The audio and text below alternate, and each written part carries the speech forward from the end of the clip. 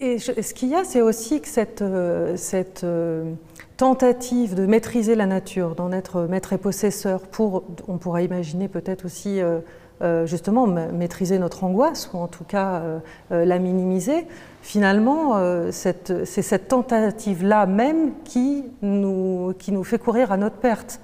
Et aujourd'hui, qu'on sait que justement être tellement maître et possesseur de la nature, ça emmène la destruction écologique. Comment on fait ça? Comment on fait avec ça psychiquement? Parce que tout à coup, justement, les défenses tiennent plus. Ça, c'est une immense question. Je prétends pas du tout avoir toutes les réponses, parce que vraiment, c'est une question. C'est la question qui en ce moment vraiment me passionne. Je crois qu'aujourd'hui, une des choses qu'on doit essayer de penser, sur lesquelles on doit se pencher de toute urgence, c'est, dans le fond, c'est essayer de comprendre de quelle représentation fantasmatique de la Terre on est héritier, et on est porteur, en fait, de façon quasiment phylogénétique, c'est-à-dire qu'on en a hérité, comme ça, génération après génération, parce que ces représentations fantasmatiques, et là je pense que la psychanalyse a une pierre assez précieuse à apporter à l'édifice, pourraient être expliquées, ou en tout cas pourraient engendrer une certaine forme de destructivité.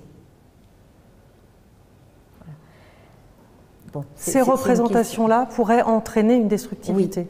Oui. Pourraient nous encore plus aggraver en fait Pas encore plus. Serait à l'origine.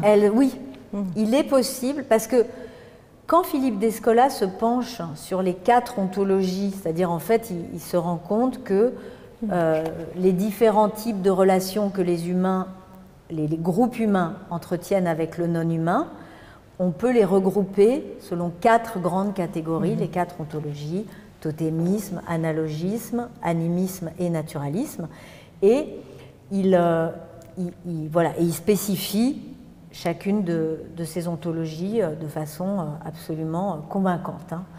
Eh bien, ce qu'il dit quand même, c'est que dans les autres ontologies que la nôtre, ontologie naturaliste, il n'y a pas la même destructivité.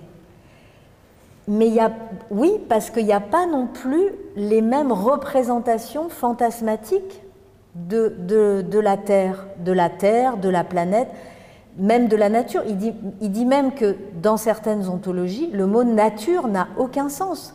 L'opposition nature-culture n'a aucun sens. Donc, tout ça, évidemment, doit être repensé, mais on ne peut pas juste décréter que les choses doivent être repensées. Il faut aussi pouvoir comprendre déjà quel est notre fond, en fait, quel est notre fond fantasmatique, pour le rendre le plus conscient possible, pour pouvoir éventuellement le modifier, agir dessus.